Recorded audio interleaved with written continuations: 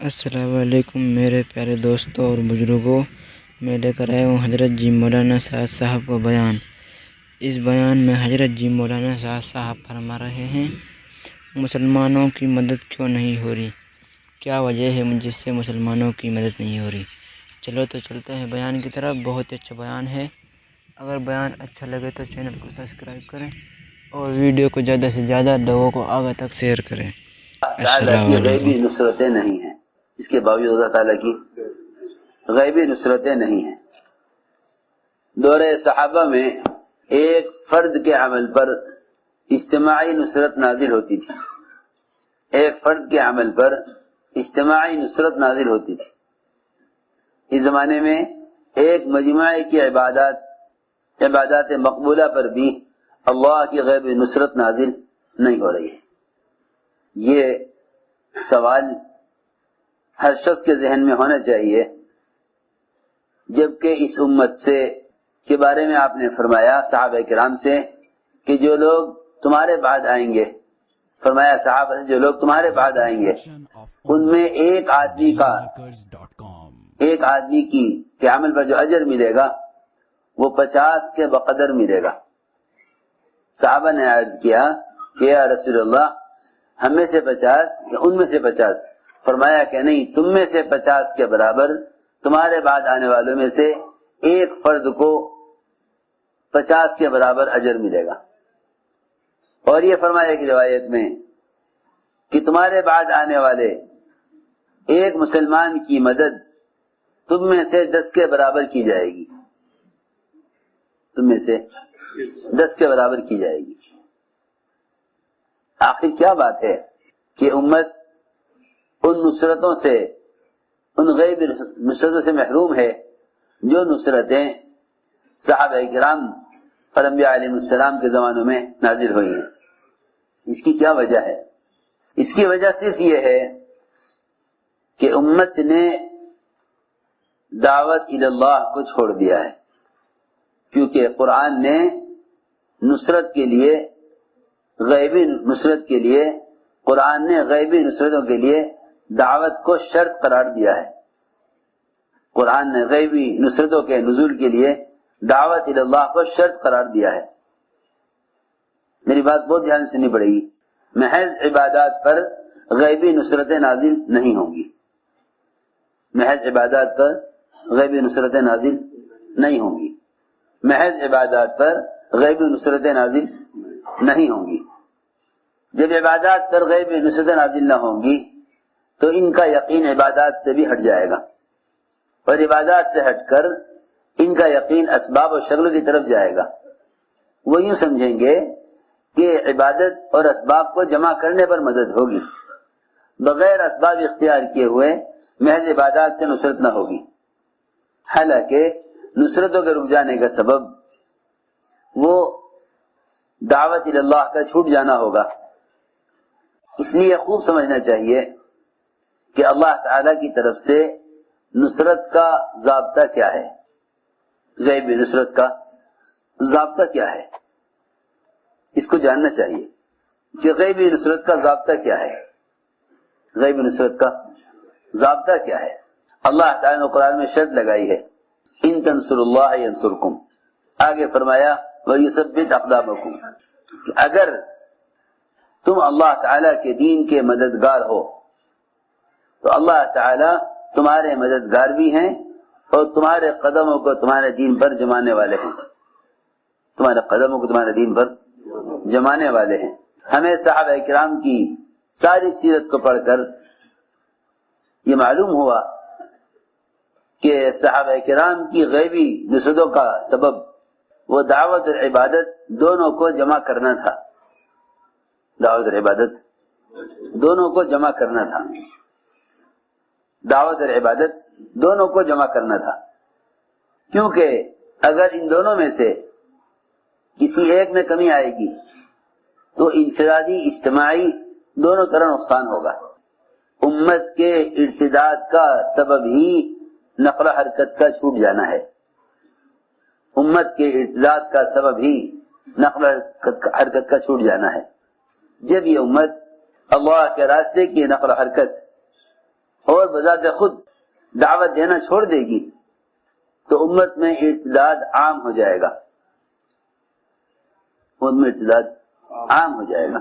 خروج اور نقل و حرکت کا اصل مقصد اسلام کو عملی طور پر قائم رکھنا ہے۔ خروج اور نقل و حرکت کا اصل مقصد اسلام کو عملی طور پر قائم رکھنا ہے۔ جہاں جہاں سے اسامہ کی جماعت گزرتی تھی وہاں کے مرتدین اسلام کی طرف اسلام میں داخل ہو جاتے تھے، جہاں جہاں اسامہ کی جماعت گزری وہاں کے مرتدین اسلام میں داخل ہو گئے۔ مجھے عرض یہ کرنا ہے کہ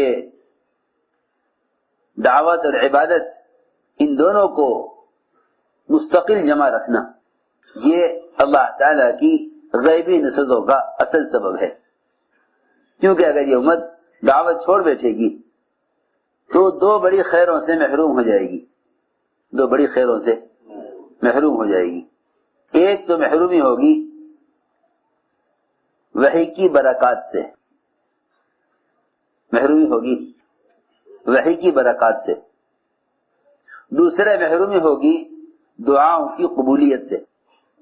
امت کے دعوت چھوڑ دینے پر دو مصیبتیں آئیں گی، ایک وحی کی برکات سے محرومی، دوسرے دعاؤں کی قبولیت سے محرومی۔ یہ فرمایا حدیث میں کہ جب یہ امت بھلائی کا حکم کرنا چھوڑ دے گی اور برائی سے روکنا چھوڑ دے گی تو ان کی دعائیں قبول نہ ہوں گی۔ اگر یہ اللہ والوں سے، اولیاء اللہ سے، نیک لوگوں سے، ایسے لوگ جن کی دعائیں اللہ کے یہاں قبول ہوتی ہیں ان سے بھی دعا کرائیں گے، ان کی دعاؤں بھی ان کا استحقاق نہیں رہے گا، ان کی دعا میں ان کا حق نہیں رہے گا۔ دوسری بات یہ ہے کہ وحی کی برکات سے امت محروم ہو جائے گی۔ اس سے معلوم ہوا کہ آپ صلی اللہ علیہ وسلم کی وفات کے بعد وحی کی برکات، وہ آپ والی محنت جس کو دعوت کہتے ہیں، اس محنت سے وحی کی برکات کا سلسلہ باقی رہے گا۔ وحی تو منقطع ہو جائے گی آپ کی وفات پر، وحی تو رک گئی آپ کی وفات پر، اب وحی کسی پر نہیں آئے گی، لیکن وحی کی جو برکتیں ہیں وہ برکتیں اس طریقہ محنت کے ساتھ قیامت تک رہیں گی جو طریقہ محنت آپ لے کر آئے ہیں۔ اس لیے مولانا الیاس صاحب رحمۃ اللہ علیہ فرماتے تھے کہ دعوت تسخیر عالم کا نسخہ ہے، دعوت تسخیر عالم کا نسخہ ہے۔ نظام کائنات جب مسخر ہوگا جب یہ دعوت عبادت دونوں کو جمع کرے۔ محض عبادات سے تسخیر عالم کا وعدہ نہیں ہے، محض عبادات پر تسخیر عالم کا وعدہ نہیں ہے۔ تسخیر عالم کا جو وعدہ ہے وہ دعوت عبادت کو جمع کرنے پر ہے۔ ہمارے ایسا کا ملفوظ ہے کہ یہ کام تسخیر عالم کا نسخہ ہے کہ نظام کائنات اللہ تعالیٰ ان کے لیے مسخر کریں گے، نظام کائنات اللہ ان کے لیے مسخر کریں گے جو دعوت عبادت دونوں کو جمع کریں گے۔ میں ضرور بات عرض کر رہا، جتنے بھی باطل سلطنتیں اور جتنا بھی باطل نظام تھا وہ اللہ تعالی کی غیبی نصرتوں کو دیکھ کر مغلوب ہوتا تھا، وہ اللہ کی غیبی نصرتوں کو دیکھ کر مغلوب ہوتا تھا۔ جب دیکھا اہل باطل نے کہ صحابہ سمندروں کے اوپر اس طرح چل کر آ رہے ہیں جیسے پکے راستے پر چلا جاتا ہے، تو وہ یہ کہہ کر بھاگے کہ یہ سب دیو ہیں، دیو کیا ہیں؟ دیو ہیں، یہ انسانی مخلوق نہیں ہے، یہ کہہ کر بھاگے کہ سب دیو ہیں۔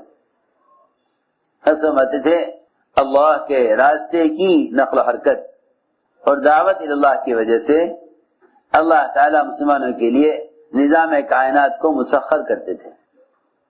اس تصویر کو دیکھ کر اہل باطل یا تو راستے سے ہٹ جاتے تھے یا اس دین کو حق سمجھ کر دین میں داخل ہو جاتے تھے۔ اس لیے کہ یہ بات پکی بات ہے کہ اللہ تعالیٰ کی مدد اس وقت تک نہ آئے گی جب تک ذمہ داری پوری نہ کی جائے، اور ذمہ داری اس وقت تک پوری نہ ہوگی جب تک خود جا کر دعوت نہ دی جائے۔ ذمہ داری اس وقت تک پوری نہ ہوگی جب تک خود جا کر دعوت نہ دی جائے۔ ذمہ داری اس وقت تک پوری نہ ہوگی جب تک خود جا کر دعوت نہ دی جائے۔ یہ پکی بات ہے کہ ہر مسلمان کا بذات خود دعوت دینا یہ اس کا اپنی ذمہ داری کو ادا کرنا ہے۔ میں مزید عرض کر دوں، کسی ذریعے سے دین کا پیغام پہنچا دینا دعوت نہیں ہے۔ کسی ذریعے سے دین کا پیغام پہنچا دینا دعوت نہیں ہے۔ کسی ذریعے سے دین کا پیغام پہنچا دینا دعوت نہیں ہے۔ جب دعوت کا لفظ بولو تو فوراً محمد صلی اللہ علیہ وسلم اور آپ کے صحابہ کرام کے طریقہ محنت کی طرف متوجہ ہو۔ جب بھی لفظ دعوت کو سنو سوچو کہ دعوت محمد صلی اللہ علیہ وسلم اور آپ کے صحابہ کرام کا طریقہ محنت ہے۔ میں سچی بات عرض کر رہا، کسی بھی ذریعے سے دین کا پیغام پہنچا دینا دعوت نہیں ہے جب تک اس کا طریقہ محنت اور اس کے اصول محمد صلی اللہ علیہ وسلم اور آپ کے صحابہ کے اصول اور طریقے کے عین مطابق نہ ہو جائیں، اس وقت تک اس کو دعوت نہیں کہا جائے گا۔ دعوت تو محمد صلی اللہ علیہ وسلم اور آپ کے صحابہ کے طریقہ محنت کا نام ہے۔ میں نے عرض کیا کسی بھی ذریعے سے دین کا پیغام پہنچا دینا دعوت نہیں ہے۔ اس لیے یہ بات سب سے پہلے سمجھنی چاہیے کہ اس زمانے میں دین کی اس قدر نشر و اشاعت ہے کہ اس نے اسباب اور وسائل دین کی باتوں کو پھیلانے کے لیے استعمال ہو رہے ہیں، لیکن اس سب کے باوجود بے دینی، ارتداد امت میں اور جہالت، وہ باوجود ان سارے ذرائع کے بے دینی اور جہالت اپنے عروج پر ہے۔ کیا وجہ ہے؟ وجہ اصل یہ ہے کہ وہ طریقہ محنت جس پر اللہ تعالی کی طرف سے ہدایت کے فیصلے ہوتے ہیں، وہ طریقہ محنت امت میں سے نکلا ہوا ہے۔ میں نے ایک بات عرض کی ہے، کسی بھی ذریعے سے دین کا پیغام پہنچا دینا دعوت نہیں ہے، بلکہ بذات خود دین کی دعوت کو لے کر دوسرے کے پاس جانا یہ دعوت ہے، یہ دعوت ہے۔ حضور اکرم صلی اللہ علیہ وسلم نے اگر بادشاہوں کو بھی دعوت دی ہے تو آپ نے جماعت بھیجی ہے، آپ نے جماعت بھیجی، خط لکھ کر دیا بادشاہ کسریٰ کے نام بطور ثبوت کے، جماعت کو بھیجا ہے آپ نے بطور اتمام حجت اور ذمہ داری کے پورا کرنے کے۔ خط سے ذمہ داری ادا نہ ہوئی، جماعت کے بھیجنے سے ذمہ داری پوری ہوئی۔ میری بات بہت توجہ سننی پڑے گی۔ حالانکہ اس زمانے میں بھی ڈاک کا نظام تھا، ایک منزل سے دوسری منزل تک گھوڑے ہوتے تھے تیز جو خط کو آگے پہنچاتے تھے۔ اس زمانے میں بھی ڈاک کا نظام اس زمانے کے اعتبار سے چلتا تھا۔ آپ نے کسریٰ کو خط ڈاک سے نہیں بھیجا، کسریٰ کو خط ڈاک سے نہیں بھیجا، صحابہ کی جماعت کو خط دیا۔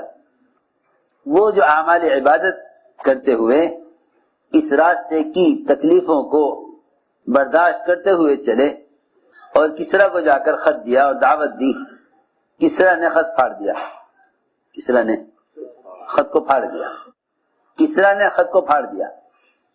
آپ نے فرمایا کسریٰ نے ہمارا خط نہیں پھاڑا، اپنا ملک پھاڑ لیا۔ جی، کسریٰ نے خط نہیں پھاڑا بلکہ اپنا ملک پھاڑ لیا۔ ادھر کسریٰ کو یہ بات برداشت نہ ہوئی کہ میرا نام بعد میں لکھا گیا ہے اور محمد صلی اللہ علیہ وسلم نے اپنا نام پہلے لکھا ہے، یہ بات برداشت نہ ہوئی، اور انہیں کیسے ہمت ہوئی کہ وہ مجھے اپنے دین کی طرف دعوت دیں۔ اس نے حکم دیا یمن کے گورنر کو کہ 2 آدمی بھیجو جو نعوذ باللہ محمد صلی اللہ علیہ وسلم کو قید کر کے میرے پاس لائیں۔ صرف 2 آدمی۔ اس کے خیال میں 2 آدمیوں کا بھیج دینا کافی تھا آپ کو قید کرنے کے لیے۔ ہمیں چاہیے ہم ایسے واقعات غور سے پڑھا کریں جن واقعات میں صحابہ کرام کی دعوت پر اللہ کی طرف سے غیبی نصرتیں بڑی بڑی سلطنتوں کے خلاف بڑی بڑی طاقتوں کے مقابلے میں اللہ کی غیبی نصرتیں آئی ہیں، انہیں خوب پڑھا کرو۔ تم گشت کرو اس خیال سے کہ میں محمد صلی اللہ علیہ وسلم کی نقل اتار رہا ہوں، ورنہ کام جائے گا تنظیم کی طرف، کام جائے گا تنظیم کی طرف۔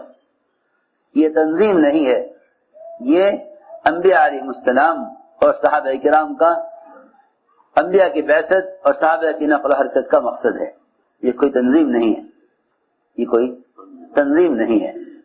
گشت کیا کرو صحابہ کرام کو کے طریقے گشت کو سامنے رکھ کر ہم دعوت دے رہے ہیں۔ اللہ رب العزت اس دعوت کو یا تو مدعو کی ہدایت کا ذریعہ بنائیں گے، یا اللہ رب العزت جن کے مقدر میں ہدایت نہ ہوگی انہیں اسلام کے راستے سے ہٹا دیں گے۔